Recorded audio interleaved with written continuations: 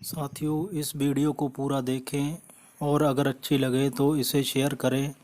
जो काम पिछली सरकारें 60 सालों में नहीं कर पाई, वो काम इस सरकार में हो रहे हैं। आप वीडियो को पूरा देखें। मैंने इसके अंदर 2-3 वीडियो क्लिप्स ऐड की हैं, आप देखें। तस्वीरों के माध्यम से में भी समझने का प्रयास करें। लगातार पूरी वीडियो को देखें और समझें देश की वर्तमान स्थिति क्या है और देश किस दिशा के अंदर जा रहा है। ये आप खुद अंदाज़ा लगाने का प्रयत्न करें तस्वीरों के माध्यम से भी, और वीडियो पूरा देखें। मनमोहन सिंह जी वित्त मंत्री थे, फाइनेंस हमारे देश के प्रधानमंत्री थे, लेकिन बहुत कम लोगों को मालूम है कि 1970-72 से वो देश की अर्थव्यवस्था की कोर टीम में हमेशा रहे हैं। उन्होंने अभी नमस्कार, मैं हूं संदीप चौधरी। आज सबसे बड़ा सवाल में बात देश की अर्थव्यवस्था की। नई मोदी सरकार की शपथ के महज 24 घंटे के भीतर देश की अर्थव्यवस्था के लिए बुरी खबर सामने आ रही है। देश की अर्थव्यवस्था को बड़ा झटका लगा है। जो रिपोर्ट आई है उसके मुताबिक देश की विकास दर काफी नीचे आ गई है। 2018-19 की जीडीपी दर, विकास दर 6.8% पर पहुंच गई है। वहीं आखिरी तिमाही में यानी कि जनवरी से लेकर मार्च में जीडीपी की दर 6% से भी नीचे 5.8% पर आ गई है। यह आंकड़ा पिछले 5 साल का सबसे निचले स्तर का आंकड़ा है। पिछली तिमाही में हमारी विकास दर चीन की विकास दर से भी नीचे रही। वहीं सामने आई रिपोर्ट में बेरोजगारी दर भी 6.1% पर पहुंच गई है। जो बात मैं सबसे बड़ा सवाल में नवंबर से लगातार कह रहा हूं, सरकार ने यह रिपोर्ट दबाई हुई थी, अब यह रिपोर्ट सामने आ गई है। बेरोजगारी दर 6.1% पर पहुंच गई है, 45 साल के सबसे उच्चतम स्तर पर। साथ ही देश के 8 बड़े सेक्टर्स में भारी गिरावट दर्ज की गई है और इनमें कृषि, एक्सपोर्ट्स, मैन्युफैक्चरिंग जैसे सेक्टर शामिल हैं। ऐसे में आज का सबसे बड़ा सवाल, अर्थव्यवस्था को ठीक कर पाएगी मोदी की नई टीम, और अब की बार ठीक हो जाएगा कारोबार। चर्चा में मेरे साथ कुछ खास मेहमान, मेरे साथ बीजेपी के राष्ट्रीय प्रवक्ता फॉरमोस्ट बता रहे हैं। एनबीएफसी पर आपकी सुई अटकी हुई है, जफर इस्लाम। जो ये आंकड़े, एक मिनट सुनिए, ये देश को भी समझने की बात है। ये आंकड़े समझ में नहीं आते देश को। ये 5 साल का सबसे निचला स्तर है विकास दर का। विकास दर 7% से नीचे आ गई है, 6.8% पर आ गई है। पिछली तिमाही की विकास दर 6% से नीचे आ गई है, 5.8% पर आ गई है।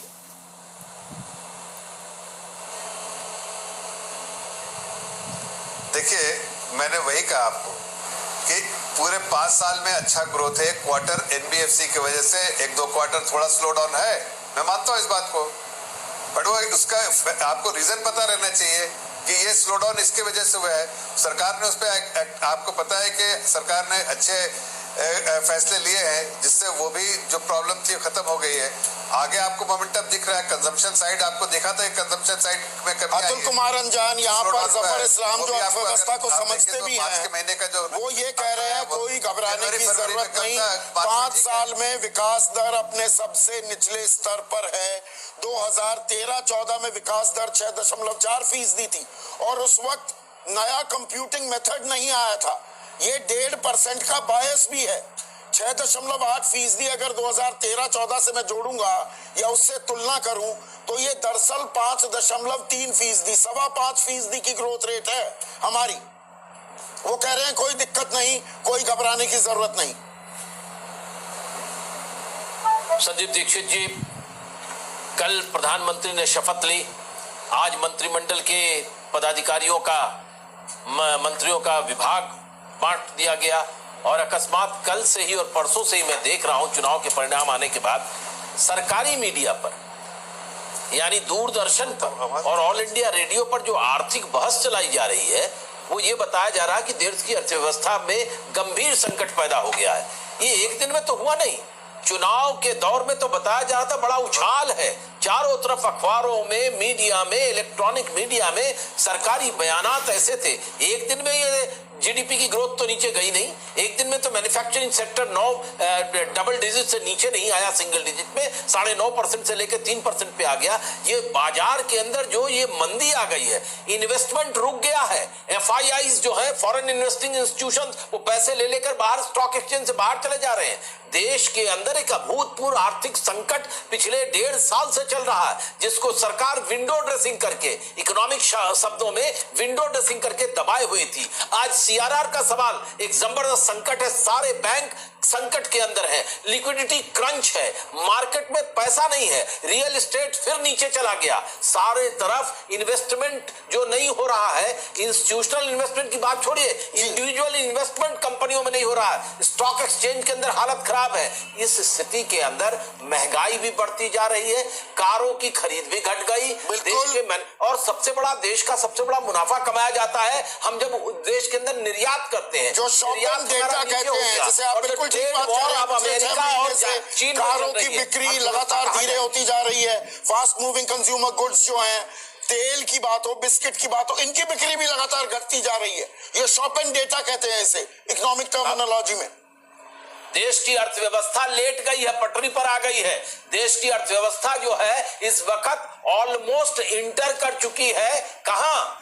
जहां पर आप कहते हैं ना कि मरीज को अब ले जाकर के वेंटिलेटर पर ले, इकोनॉमी बहुत बुरी। कल बड़े बड़े अर्थशास्त्री ऑल इंडिया रेडियो पर कह रहे थे कि देश की अर्थव्यवस्था बहुत गंभीर है और खास तौर से अमेरिका और चाइना के बीच में जो ट्रेड वॉर होगा उसमें तो हमारी 7 तिमाही में पहली दफा हम चीन से भी कम विकास दर कर रहे हैं और चीन तो मान रहा है आर्थिक मंदी की आहट है। लेकिन जो संजय यहाँ पर अतुल कुमार अंजान ने विंडो ड्रेसिंग की बात की, विंडो ड्रेसिंग तो की जा रही थी ना आंकड़ों की, ये बात तो अब साफ हो रही है। बेरोजगारी का आंकड़ा आज जारी किया है नवंबर से, और मेरे सारे पैनलिस्ट इस बात को लेकर गवाह हैं। मैंने 15-20 डिबेट बेरोजगारी के मुद्दे पर ही की कि 6.1% का आंकड़ा है। आज सीएसओ का दफ्तर ये बात मानता है, आंकड़ा 45 साल में सबसे उछले स्तर पर बेरोजगारी का, और मंदी की आहट भी आ रही है। विंडो ड्रेसिंग हो रही थी क्या अब तक? नहीं, विंडो ड्रेसिंग क्यों आप कह रहे हैं? देखिए, आपको भी खुद को पता है कि इलेक्शन पिछले 2-3 महीने से और इलेक्शन से पहले और आपने सवाल का जवाब दे दिया। इलेक्शन चल रहे थे तो थोड़ा it is not like I am, मेरे को तो पूरा करने दिया, अब हकीकत सामने आने लगी। मैं कह रहा हूँ इलेक्शन 2-3 महीने से ऑलरेडी चल रहे थे। ऑटोमेटिकली ये आपको भी पता है कि एक स्टेबिलिटी जो होती है, इकोनॉमिक स्टेबिलिटी में बनाने से लेकर पान बनाने तक की भी सलाह दी गई। एक छोटा सा ब्रेक लेंगे, ब्रेक के बाद जो अहम सवाल है, हम इसे संभालेंगे कैसे? जो धीमी हो रही है गति, जो अर्थव्यवस्था में मंदी की आहट है, क्या हम इसे संभाल पाएंगे? ब्रेक के बाद। तो मंदी की आहट है, अर्थव्यवस्था से बड़ी और बुरी खबर आ रही है। सरकार को बने 24 घंटे भी नहीं हुए हैं और हमारी सकल घरेलू उत्पाद दर जो है 5 साल के सबसे निचले स्तर पर है। निर्मला सीतारमन नई वित्त मंत्री भी बन गई है। रामानुज प्रसाद, सरकार के लिए और निर्मला सीतारमन के लिए बड़ी चुनौती है ये। नहीं, बिल्कुल देश के लोगों के सामने जो संकट ये खड़े कर दिए गए हैं, तो मैं समझता हूँ निर्मला सीतारमन जो स्थिति जो कह रहे हैं कि 45 वर्षों में सबसे न्यूनतम दर पे पहुंचा हुआ है, और आज भी सरकार जो है लोगों को जुमले में फंसाने की जरूरत में पड़ी हुई है। आपने देखा किस तरह से आंकड़े की बाजीगरी की गई या छुपाई गई, तो ये सब देख करके नीयत साफ नहीं लगता है, नीयत साफ नहीं लगती है। अब आखिरी सवाल मेरे बाकी 3 मेहमानों से, 1 मिनट रामानुज प्रसाद, आखिरी सवाल मेरा बाकी 3 मेहमानों से। संजय, आपसे शुरुआत कर रहा हूं। एक बड़ा फैसला जो आप सरकार से उम्मीद करते हैं, देखिए आर्थिक मंदी एक दिक्कत है, एक डेंजर है। एक बड़ा फैसला, पहला बड़ा फैसला अर्थव्यवस्था के मोर्चे पर सरकार से आप क्या उम्मीद करते हैं? We expect there will be proper stability। ये लोग रामानुज जी जो कह रहे हैं, मैं आपके सामने, मीडिया के सामने पूरा देश देख रहा है, मैं इन्हीं को कह रहा हूँ ये अपना विजन डॉक्यूमेंट दे दे, किससे स्टेबिलिटी हो जाएगी। ये बोलना बहुत आसान नहीं, है। आप क्या उम्मीद करते हैं ना? आप बताइए। हमें पता है, आप अहम घटक हैं। Give stability. हाँ, हम लोग नहीं, स्टेबिलिटी अलग होता है, एक पुश देने की बात है। विजन डॉक्यूमेंट अब धक्का देना है इकोनॉमी को। धक्का देंगे, करेंगे इकोनॉमी को। आज पहली कैबिनेट मीटिंग है, मैं इनसे क्वेश्चन कर रहा हूं, अगर इनके पास कोई विजन डॉक्यूमेंट है नहीं, मैं तो देश आपसे के सवाल सामने पूछ दिखाएं। रहा हूं। अतुल कुमार रंजन, आप क्या उम्मीद करते हैं? एक बड़ा स्टेप, एक मिनट, रामानुज प्रसाद राजनीति है और लेकर के विजन डॉक्यूमेंट अरे एक मिनट छोड़िए ना, अतुल कुमार रंजन। देखिए एक बात बताएं संदीप चौधरी जी, ये जो स्टेबिलिटी की बात करें, क्यों फंसा रहे हैं लोगों को? स्टेबिलिटी तो पहली जो सरकार थी एनडीए की, मोदी जी की, कंप्लीट स्टेबिलिटी थी। कौन सा एक बड़ा कदम क्या उम्मीद करते हैं आप सरकार से? 10 सेकंड में जवाब चाहूंगा। है तो हाँ, एक बड़ा कदम सरकार की तरफ। सरकार का ये फाड़ दो सारी खाता वही, मोदी और बीजेपी जो कहे वही सही। तोड़ दो फाड़ दो सारे खाता वही, मोदी और बीजेपी कहे वही सही। सफर इस्लाम एक बड़ी उम्मीद क्या लगाते हैं आप अर्थव्यवस्था के मोर्चे पर सरकार की तरफ से एज अ फॉर्मर बैंकर? देखिए, मेरे ख्याल से जिसमें मल्टीप्लायर इफेक्ट ज्यादा हो वो खास के हमारे सेक्टर से।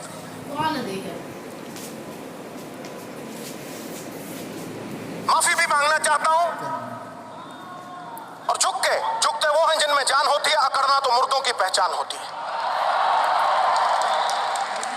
मैं ये कहना चाहता हूं कि सरदार मनमोहन सिंह, जो आपके मौन ने कर दिया वो बीजेपी के शोर शराबे ने नहीं किया।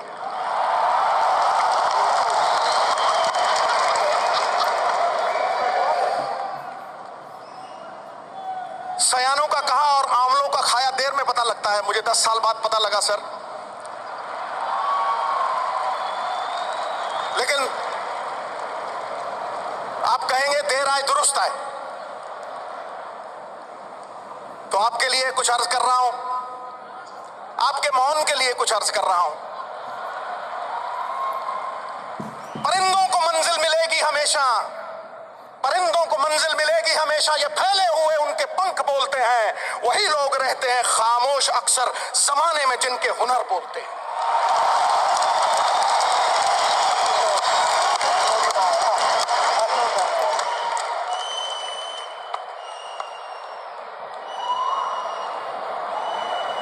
आप तो सर राज ज्योतिषी बन सकते हैं। आपने कहा 2% जीडीपी करेगी, खटैक गिरी,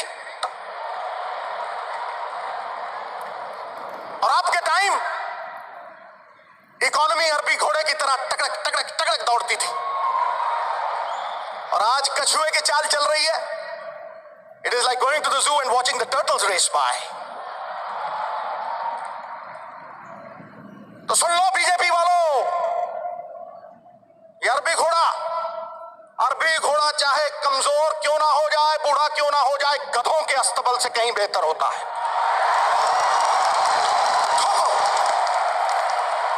ठोको,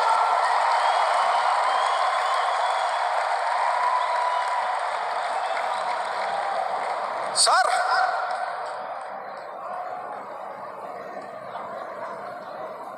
आपने मेहनत ऐसी खामोशी में की कि सफलता ने शोर मचा दिया। ठोको ताली।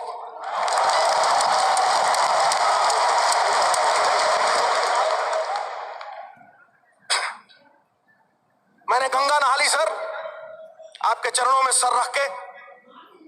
आप सरदार भी हैं और असरदार भी हैं।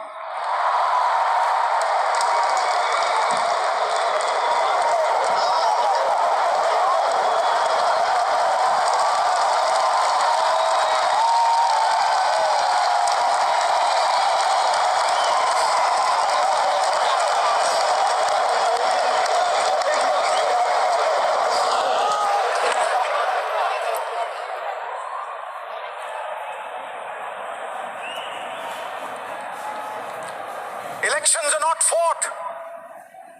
Elections are not fought for the next election. Elections are fought for the next